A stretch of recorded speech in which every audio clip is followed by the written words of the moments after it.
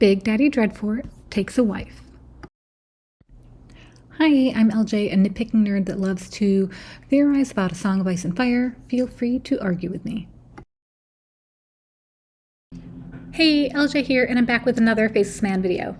Actually, this is not a Faceless Man video, though. It is regarding who I would call a Faceless Man adjacent, though. Faceless Men adjacent are people that might be a servant of the many-faced gods, or they might help out the Faceless Men in some way, or they might share the same magic as the Faceless Men without being Faceless Men, so I call them Faceless Men adjacent, and there could be several throughout the story.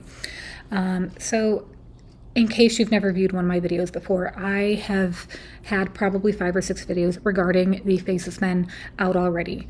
Almost all of my views are completely original. I have taken very little from other people. In fact, up until very recently, I haven't even watched a theory video in like 5 to 10 years because the end of A Game of Thrones really just like gutted me, and I just didn't want to go back to that community for a while.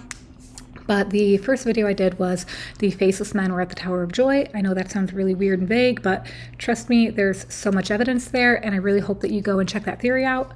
Second, I did the origins of the Faceless Men. I kind of botched the video because everyone knows the origins of the Faceless Men. I should have called it the true origins of the Faceless Men because we've been misinterpreting so many texts. So I did a third video that just clarifies video 2 more, and it's just done better. Then I had another video about why Jaqen is in the black cells, and there have been a couple people that have done videos on that. I don't think anyone has had my theory regarding it, but it's worth a listen because I do think I'm onto something there. The fourth video was everyone's a Faceless Man, and believe it or not, I had this time in my life where I thought several people were Faceless Men, and I've whittled that down. And I do think there's one person in the main story that is a Faceless Man, and I give you all the details why and the mountain of evidence showcasing my reasons. And there's a lot of evidence. And then the most recent video, I did a paternity court, first ever paternity court, and it was because it was also regarding Faceless Men or Faceless Men adjacent. And it was regarding the paternity of someone I think that we think we know the true paternity, but we really don't know the true paternity. And it's actually, I'm not going to make it some big secret. It's Roose Bolton. I'm questioning his paternity. And there have been other people that have done that. I believe Preston Jacobs did that, but I did it in a completely different way with lots of evidence. I always have lots of evidence. So there's that. Okay, so as I typically do, I'm going to thank all the people that came before me, and the first being Preston Jacobs. He was the initial YouTuber I watched and listened to. He did a great job. I love whoever is doing his animations or the illustrations that he does. I would put one on my screen, and I know like fair use and stuff, like I would put one on my screen just so I could show you how impressive they are, but I just don't feel good taking it and putting it on my screen. But you should go and listen to his videos, and you should check out his cute little cartoons. I love them. You should check them out and tell him in the comments how cool his illustrator is, or whoever that is. I also want to thank Order the Green Hand. I didn't know this because I haven't listened to theories in a long time, but I went to listen to some of their theories and they're all gone. They nuked them. And I'm just going to say, Order of the Green Hand had some theories that were out there. But the thing is we kind of at some point needed that as a group, because a lot of the ideas were getting stale, and even if they weren't correct, they really got us thinking in a new direction and challenging assumptions that we had. So I'm actually really bummed that they took down their videos. I know sometimes they got a lot of flack for them, but I really enjoyed their videos. Even they kept on talking about Val and how they could be like John's twin. I never believed that, but I thought good for them for thinking outside the box and trying to interpret texts in a way that we may not have been doing it correctly. So there's that. Also, I didn't remember her name at first, but Gemma from Secrets of the Citadel, her videos are also gone, and I'm not sure why. I can't remember a single one of her videos, because she's someone I listened to very early on. I just know that they're gone, and that is sad and tragic, and that is my cat's tail. Hey, William. Okay, so sorry about that. So if you know Gemma, just say you're awesome and you inspired other people. So there's that. Also, I'd like to thank my friend Matt, who talked to me about A Song of Ice and Fire for like hours and hours of my life. I really enjoyed talking with him about it. We had conflicting theories sometimes, but it was still awesome because like I don't want to be friends or discuss theories with someone that is scared to tell me that I'm wrong. He was not scared to tell me I was wrong, and I'm very happy about that.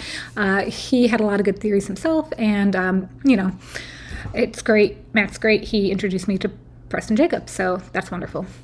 Okay, so without further ado.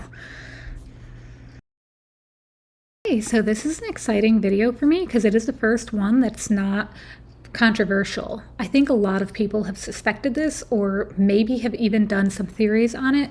I don't know because I didn't look them up. I didn't feel the need to go and do a ton of research on this because the subject is actually very small. Every other video I've done has been incredibly controversial, even with all the evidence.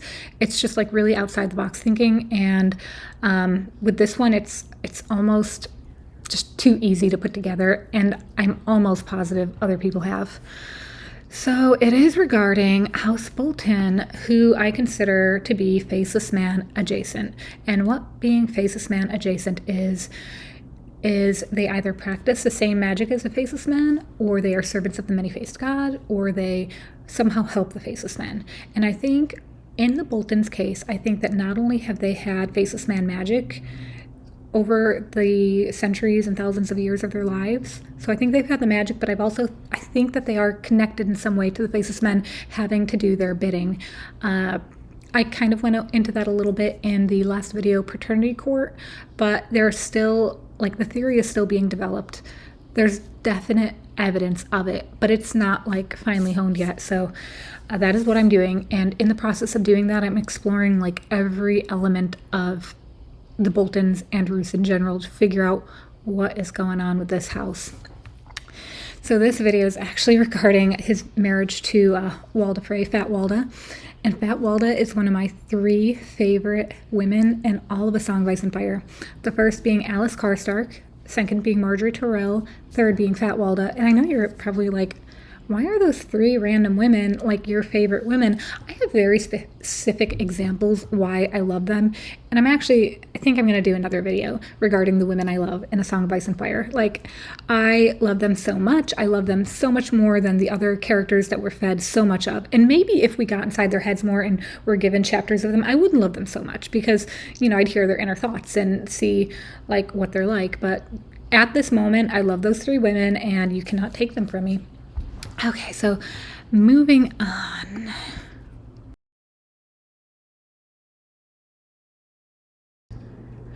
So this theory has 2 firsts. The first is that this theory is not controversial at all. It doesn't rely on misinterpreted text. It relies on misinterpreted motive. Already I feel like the speech impediment is coming out and I have long walls of text to speak through, so good luck with that.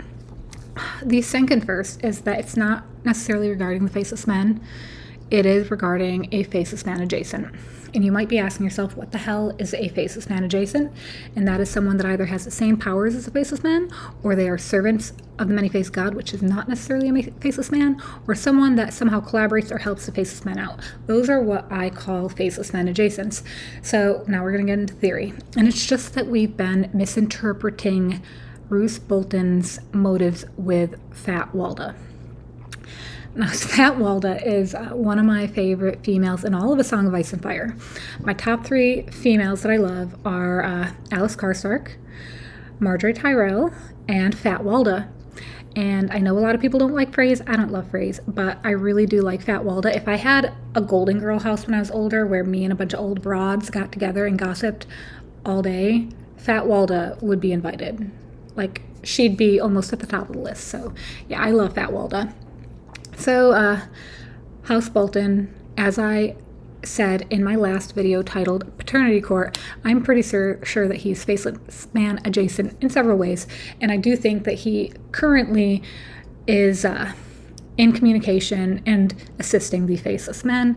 I have mentioned that in the last video. And, like, the reason for this video, because it's it's such low-hanging fruit. But the reason I'm doing this video is because I am trying to find out more about House Bolton and their endgame and all that. And in order to do that, I'm looking at everything that they're doing and every lie that they're saying. So what is this big lie? It's, like I said, it's not exactly controversial. I'm pretty sure other people have had it before. I know that when I first had this thought, like, my friend argued with me, and that was fine. Like, he is welcome to argue with me about, like, my theories and stuff. So I'm not like, I can't believe you didn't believe me, but, like, my friend didn't believe me. And that is that I don't, and my whole theory on this is that Roose Bolton didn't marry Fat Walda for the dowry of the silver. Roose Bolton married Fat Walda because of her fertility and her ability to hide a pregnancy. So I'm going to go over some texts. The first text being, and keep in mind, like, he is loudly proclaiming this. He is saying this to people. Lord knows how many people he is saying this to. But Lord Bolton tells Jaime Lannister, Fat Walda, my Lord of Frey, offered me my bride's weight in silver for a dowry, so I chose accordingly. So he told that to Jaime Lannister. He is setting the stage so that, like, people know, like, hey, I married my wife so I could get a shit ton of silver. That is what he said. And Fat Walda mirrors this. She says to Sir Wendell, everyone thought my lord would choose fair Walda, Lady Walda Bolton told Sir Wendell, shouting to be heard above the music. Fat Walda was a round pink butterball of a girl with watery blue eyes, limp yellow hair, and a huge bosom. Yet her voice was a fluttery squeak. It was hard to picture her in the Dreadfort in her pink lace and cape of vair. My lord grandfather offered Roose his bride's weight in silver as a dowry, though so my Lord of Bolton picked me. The girl's chins jiggled when she laughed. I weigh 6 stones more than fair Walda, but that was the first time I was glad of it. I'm Lady Bolton now, and my cousin's still a maid, and she'll be 19 soon, poor thing. Like, first of all, like, I love Fat Walda. I love how she owned that. Like, I just think it was a really fun paragraph right there to read. Also, she is stating this loudly for people here. For people to hear. She is stating this for Wendell to hear, and she is shouting above, the music. There is no shame here. She is just, like, owning this, and whether it be because it's true or not, like, it is something she is putting out there into the world. So, gonna get to the next part in just a moment. I need a breather. So now we're going to go to present-day Bolton's, Roose Bolton. Previously, he had 2 wives that resulted in 1 son, Domeric, and it is said that Ramsay Bolton killed Domeric. I believe that to be true. So now he's on his 3rd wife, Fat Walda. At this time, he is being forced to recognize Ramsay Bolton, his bastard child.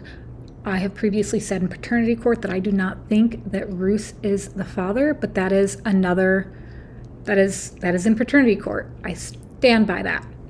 Anyway, I don't believe that Roose Bolton likes Ramsay at all. Other YouTubers have said that they think that Roose is setting Ramsay up for failure. I believe that. I'm not going to go through all those reasons because someone else did. I don't want to steal their work. And so just look at Preston Jacobs' videos regarding the Boltons, and I think it's called the Great Northern Conspiracy. I don't know, but look at those videos and you'll get more insight on it. But anyway, so Ramsay is a bull in a china shop. He's very clever, but he is not calm. He is not meticulous. He is not calculating, which Roose is. In fact, it's just a further link to the Faceless Men, and I don't think that was written on accident. Roose embodies almost an emotionless type of person. He's very stoic. He says that the leeching helps take the emotion away. Now, we have to remember that the Faceless Men are supposed to be no one. They self-abnegate. And so Roose, this whole entire time, is self-abnegating, and everybody's missing it. But I found it. Roose is self-abnegating just as the Faceless Men do, and he is Faceless Man adjacent. I had already said that in my past video. And I also think that the Faceless Men are forcing Ramsay onto him. They forced him to claim ownership of of Ramsay, even though he belongs to someone else. I already said who that was in paternity court.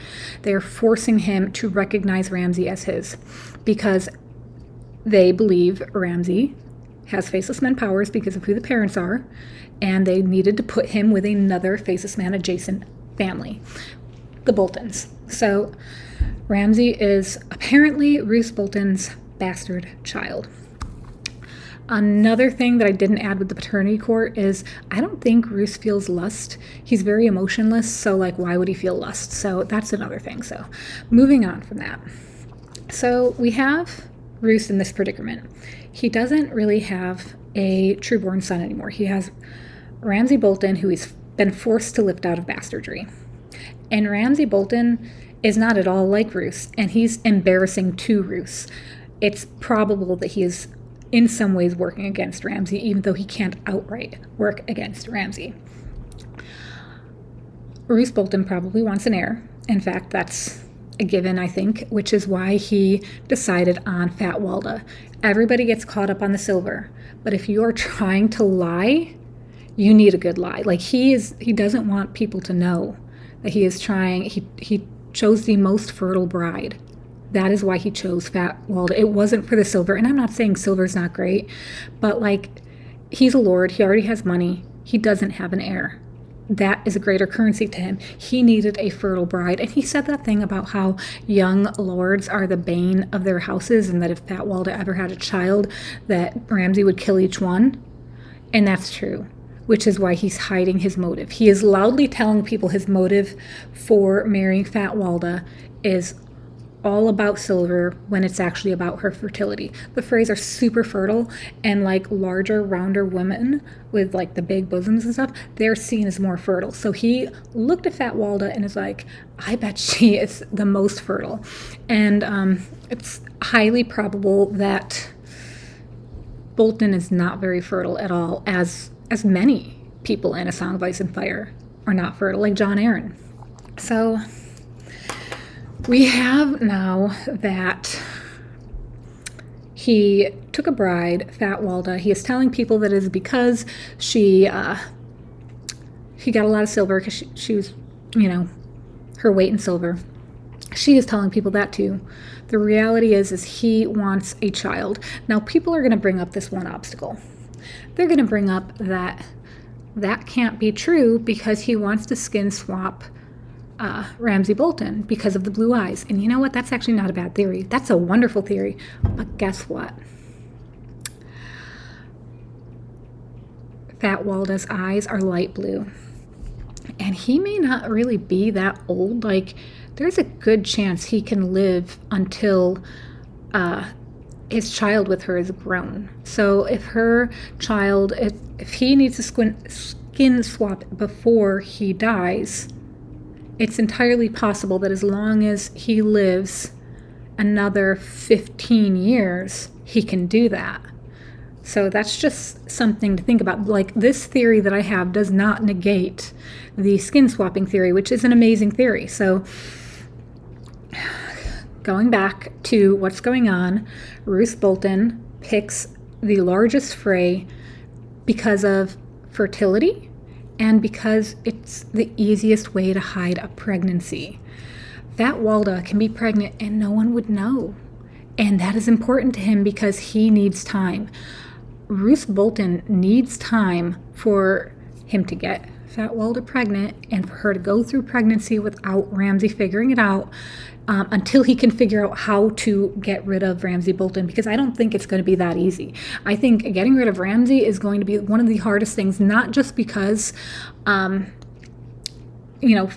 would be hard to kill Ramsay Bolton, but because the Faceless Men, I truly think, are using Ramsay Bolton. And so any method of killing Ramsay would have to be done very meticulously so that they didn't figure out. And I'm just going to say this. I don't think Domeric was poisoned by Ramsay. I think he was poisoned by the Faceless Men, which I do think Ramsay might be in training to be a Faceless Man, or he's a Faceless Man adjacent because of the things that he's doing. I actually don't know if Ramsay can skin swap. I just haven't.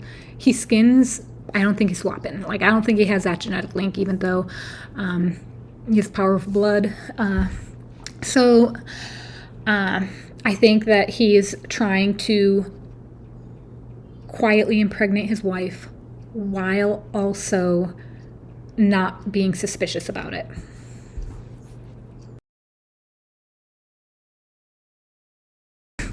Okay, so now I'm going to go over one of my favorite quotes in all of A Song of Ice and Fire. It's so ridiculous and I love it. And it's going to be made comical because of my fucking speech impediment. I am going to love this.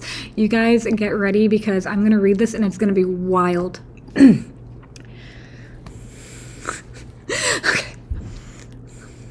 I don't know if my video is going to get taken down because I don't know if I'm allowed to say this stuff. I haven't researched what you can do on YouTube, but here goes.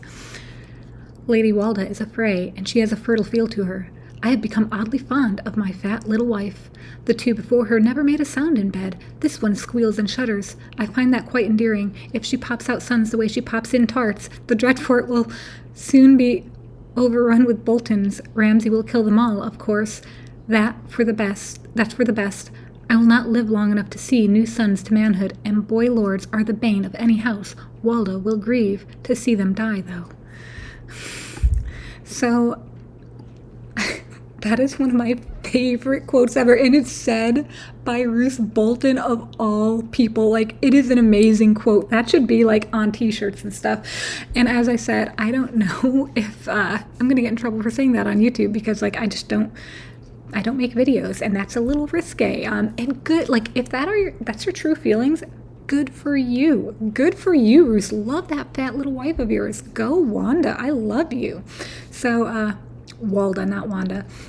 Okay, so he is already acknowledging in this quote that, like, yes, my wife is fertile. Yes, if she has children, they're going to be murdered by Ramsay. He knows the situation, and I truly 100% believe that's why he chose a fat wife, so he could conceal her pregnancies. Unfortunately, I don't know if it's going to go his way, and I don't know what Fat Walda's future has in store for her. I strongly hope, in my heart, even with what he did to Robb Stark, I want at the end him and Fat Walda to have this epic love story where they're together for a long time and have so many kids, and it's like they're the last two standing. Like, I love Roose, I love Fat Walda, and I love their love for each other, if that's what you'd call it. I don't think that he feels that much, but like, go him. I love it. So that is going to be, I think, the last, I wouldn't call it evidence. There's no real evidence. I don't know if this theory is true. Nothing was insightful.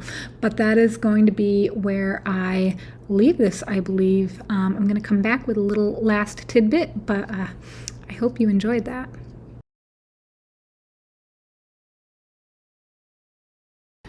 So that's it. That's the theory. I believe that Roose Bolton is trying to have natural-born children with Fat Walda, true-born children with Fat Walda, and I love it, and I hope that they do. So there's that. So moving on. I'm not going to tell you to like my stuff, and I'm not going to tell you to subscribe, but what I am going to ask you to do is, if you have any groups that talks about A Song of Ice and Fire, I would really, really love it if I could be joining those groups, like serious groups with serious chats with people with open minds, because like, I'm a lonely person. I moved as an adult and I have awkward interests. My interests involve comic books. They involve Magic the Gathering. They involve A Song of Ice and Fire and debating and all that stuff. And like my female friends that I have just have different interests than I do. So I would really enjoy joining a serious chat group. I'm going to mention this because like, I should. So I can be a little rough around the edges. I am not an insulting person. I do not believe in making someone feel small or feel bad. I would never want to do that. I don't steal people's theories or their thoughts. Like, if I ever find something, like, I won't claim it as my own.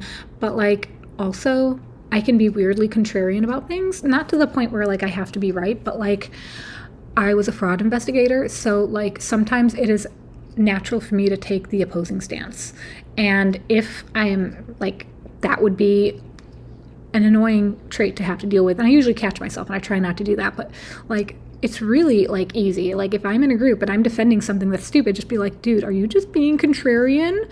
And I'll be like, oh my gosh, I am being contrarian. I'm sorry about that. So that is my annoying trait. And that is what I bring to, like, it's not a bad trait in some situations. If you're working for lawyers, which I have, it's a very good trait because you are supposed to find the contrarian point of view. And you are supposed to drill it and do all the research on the contrarian point of view. So it's very, very good for some lines of work, but it's really obnoxious to deal with. So if you have any groups that you'd like to add me to, I would really love it if you reached out to me. So make a little comment or something, email me.